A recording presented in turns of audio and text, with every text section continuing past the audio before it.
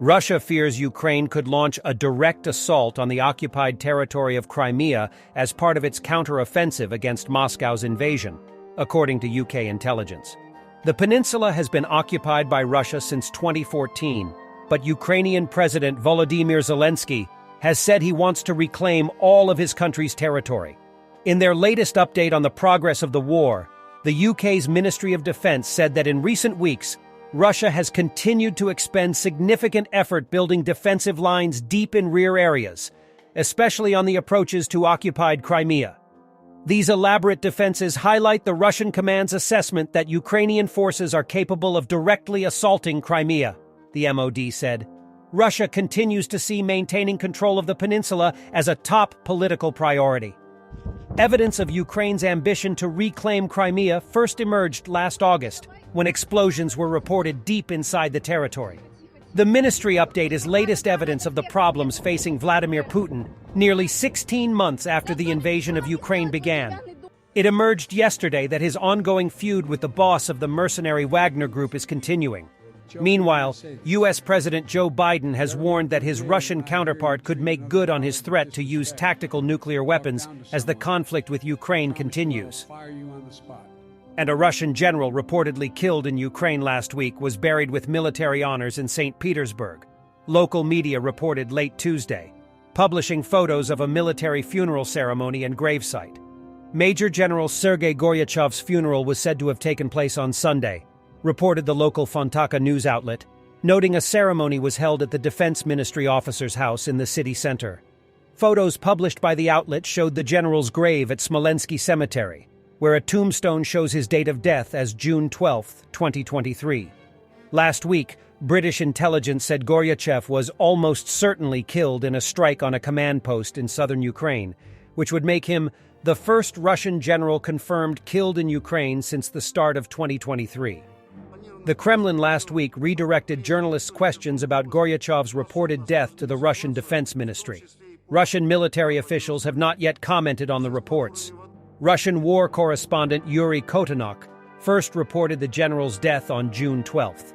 The Joint Military Force believes the army has lost one of the brightest and most effective military leaders who combined the highest professionalism and personal courage today, Kotenok wrote in the since-deleted social media post. Goryachev is believed to have been killed by a rocket attack in the so-called Vremivka Ledge in eastern Ukraine's Donetsk region, which Russia partially occupies.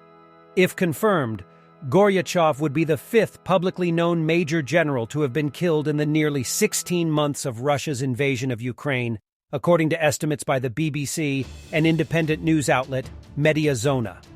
Western intelligence has placed the overall death toll of Russian generals at more than 20 as of February 2023.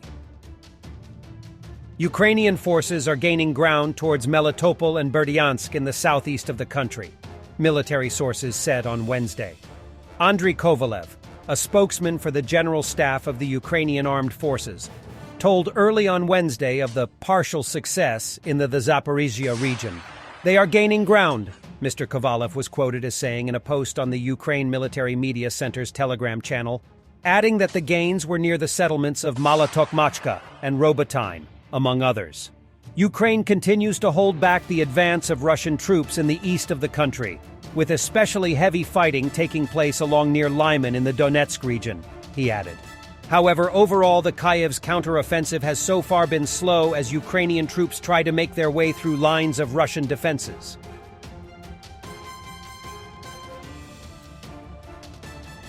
And let's see something from the Russian side. Russian forces previously captured the Ukrainian U.S.-supplied Oshkosh M-ATV vehicle in the village of Novodonetsk. They are now evacuating it behind the front line.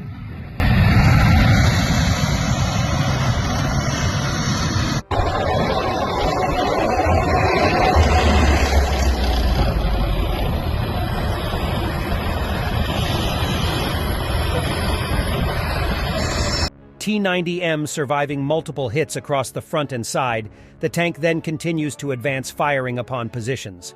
I'd be interested to see how the tank looks afterwards. It would be interesting to see if any penetrated with damage to the crew, or if the ERA defeated all hits.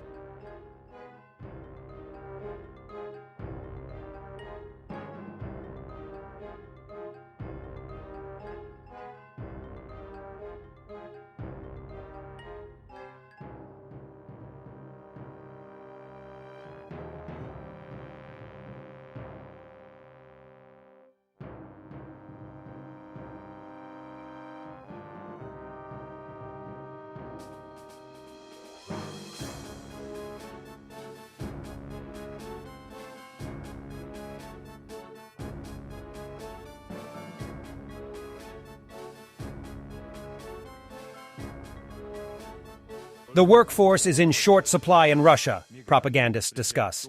And yet Russia waged a war where tens of thousands of the workforce are killed or injured, and thousands more flee the country.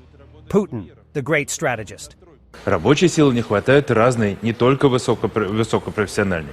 Мигранты могут приезжать тоже разные, и люди с образованием тоже могут приезжать. Одна же из проблем, что люди приезжают образованные и идут работать курьером, идут работать на стройку. Такая ситуация по факту тоже есть.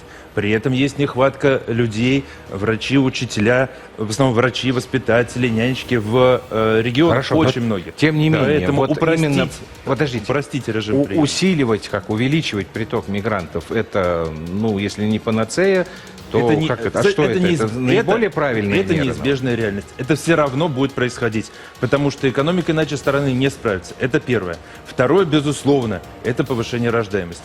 Это можно делать только с изменением ситуации. Рождаемость это Давай там, Антон Валерьевич. Без мигрантов не справимся именно сейчас. Я правильно вас понял. Attention, London. Russian propagandists threaten to bury the business part of London, the city. Пока Сити не уничтожен, пока он существует, как один, пусть даже второстепенный финансовый центр мира, опирающийся на многоуровневую управленческую культуру, до тех пор этот трупный яд представляет опасность. Нам их хоронить. This is not from Ukraine, but the footage is awesome.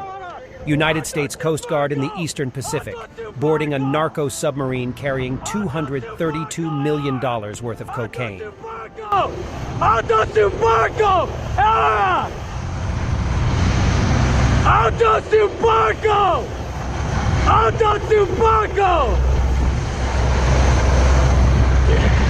That's gonna be hard to get on! Auto-Tupaco!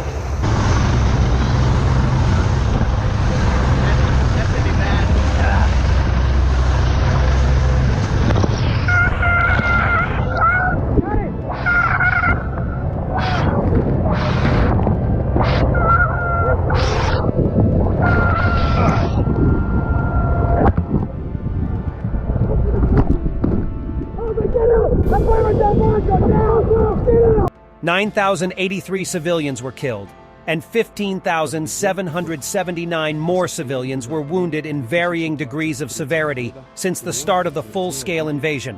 A report by the Office of the UN High Commissioner for Human Rights. Вторжение России в Украину. Непрямые жертвы войны не входят в эту цифру. Сюда также не включены те, кто активно помогал ВСУ защищать свою страну от агрессии. ООН не может сделать подсчеты на оккупированных Россией территориях, так как Россия отказывает в доступе. Сбором информации занимается сравнительно небольшое количество людей. Процесс верификации данных может длиться месяцы. А в местах, где велись масштабные боевые действия, реальные цифры погибших гражданских мы можем вообще никогда не узнать. Мы были в подвале, а доча не успела. І батько, якось, знаєте, повертається з цими піднятими руками до мене, і він...